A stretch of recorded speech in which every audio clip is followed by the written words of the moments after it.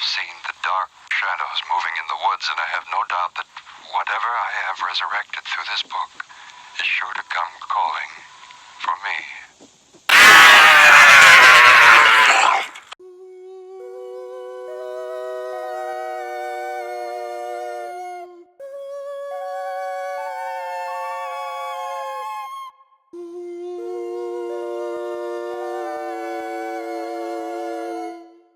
Hello everybody, it's D-Labs and welcome to my channel. 3 months ago I asked you all a question on my Passenger review. What would you like me to review next? I gave you two choices. I gave you Evil Dead or Jason Goes to Hell.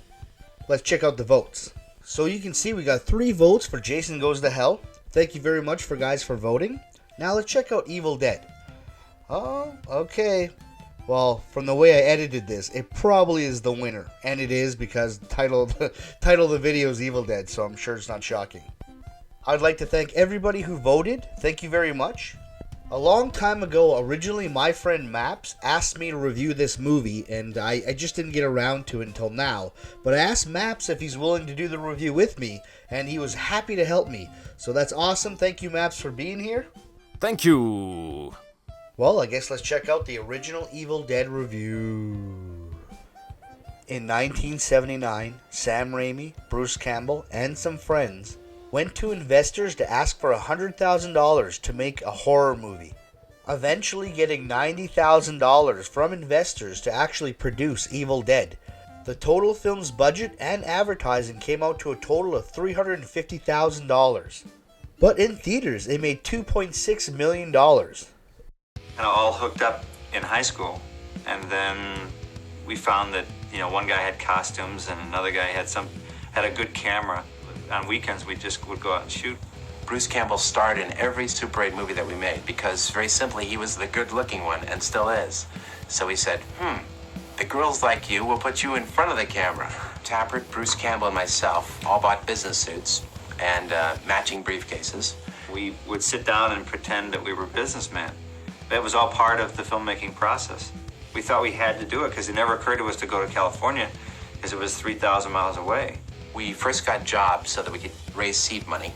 Then we hired attorneys to saying, in legal terms, if X person invests X amount of money, they own X percentage in this movie that we're going to make. We then made a Super 8 movie called Within the Woods. The reason we made this picture was to show the potential investors that these kids, us, that we could make a picture that worked, a horror movie that actually could scare them.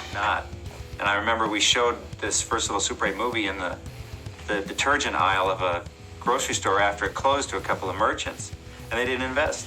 Spirit is something that floated through the woods at a different height than we're used to seeing things. It was not artistic pressure, it was all financial pressure, because there were no expectations on me as a kid.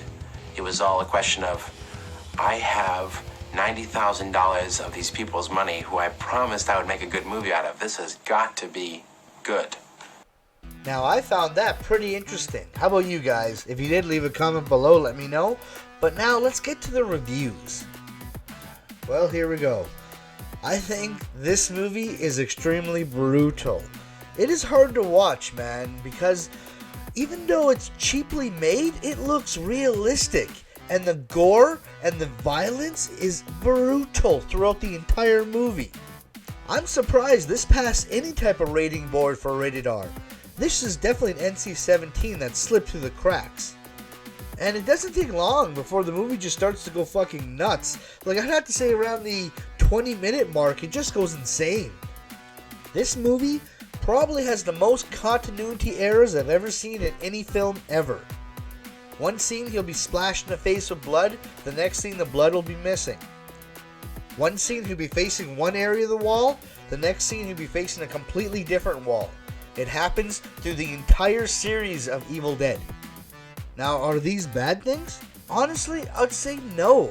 Because it is kind of cool to notice these moments and say, hey, wait a minute, his whole face was covered with blood. Or wait a minute, wasn't his arm cut right there? It's cool to notice these moments if you think you're clever enough to notice them. I don't know. And I understand the way that they filmed this, that they weren't able to catch every little thing, like certain actors had to jump in and out.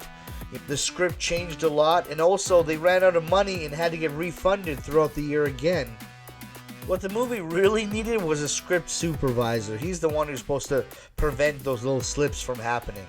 I think the actors do a good job. They're not really professional, you can clearly tell. And also, even Bruce Campbell, he doesn't look like he really knows what he's doing yet. The story and the actual atmosphere of this movie is surprisingly well done. If you actually go step by step of what Bruce Campbell actually goes through in this movie, it is crazy. It's unbelievable that any character could survive that. Also, I kind of like the bleak, evil ending that this movie has. But overall, when you watch this movie and then you think of part 2, this kind of feels like a work print. You know, like a tester before you try the real film out. But still, it's an excellent film, man. If you ever want to watch something on Halloween to really creep you out and go, holy shit, this is probably the movie.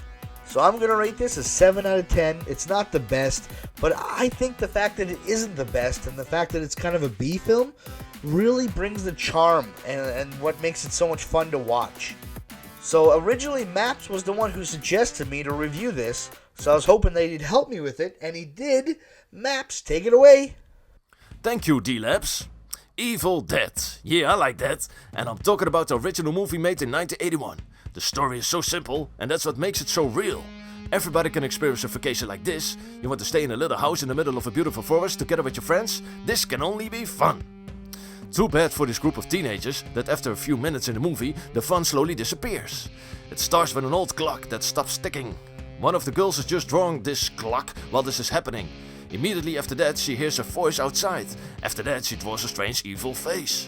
This is all happening in the first 10 minutes. Yes, in the first 10 minutes. There's no need to get to know the characters, there's no time for chatting. These actors are so convincing that you get the feeling like you already know them. So no talking about their love lives and all that. No, it's one of these movies where the people are in trouble very soon. They hear something in the basement, and of course they want to find out what it is. They find an old book. This book looks very credible. You immediately believe it's an evil book. Necronomicon Ex Mortis. Roughly translated, Book of the Dead. It was this blood that was used to ink the book. In the year 1300 AD, the book disappeared. In the book you see that same face the girl had drawn on a piece of paper. They also find this tape recorder with a tape, and of course they're going to listen to that. And then the fun begins. The man on the tape is saying some strange words, and hell breaks loose. After this moment there's no more fun for these friends. There's no more humor, no more jokes. This movie is dead serious. Unlike Evil Dead 2, which had much more humor, especially when the hand of Bruce Campbell came alive. And really unlike Evil Dead 3, The Army of Darkness with all the skeletons.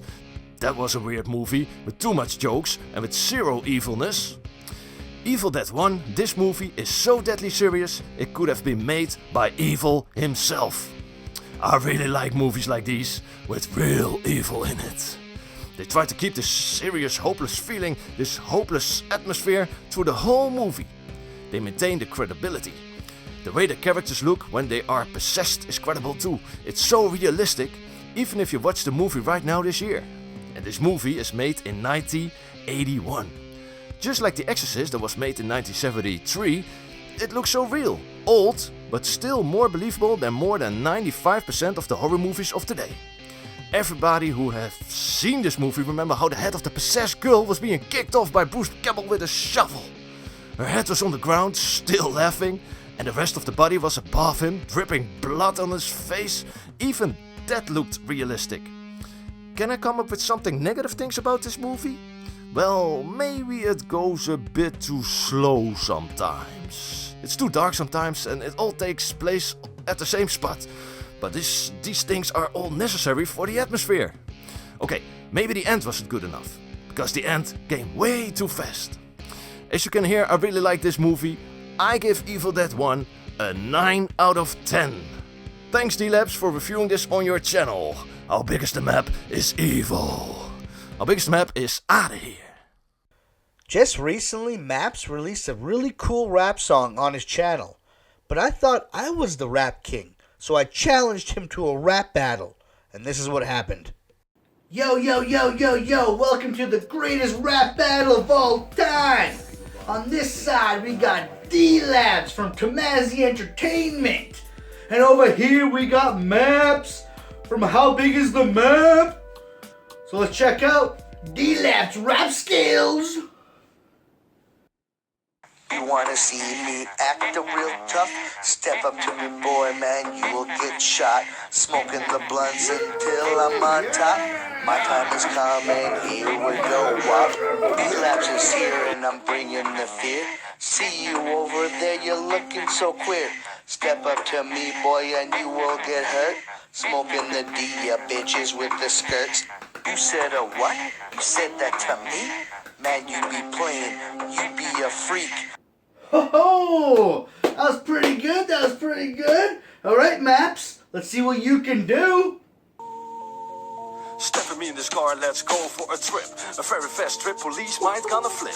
Let's bring up the map and find out where we are. How big is the map? Do we have to go far? Where's the end of that map? Is it over here? We have the buttons, way the way to go is clear. Now put away that map and start this freaking car. We rap while we drive, we feel like we are stars. We're fast on the streets, we're fast on the beach. Can drive across the map too slow, this is Need for Speed.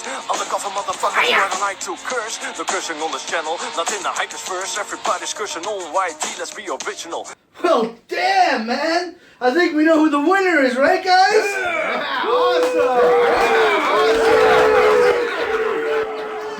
We got a winner, Max.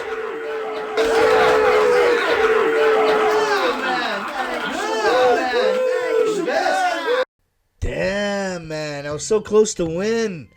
Oh man, you're the best rapper ever, Maps. Thank you so much for being on my channel. Please check in the description. You'll find a link to his channel. Thank you everybody for watching. Leave a comment below. Thumbs up would be great. Subscribe if you're new. Chew.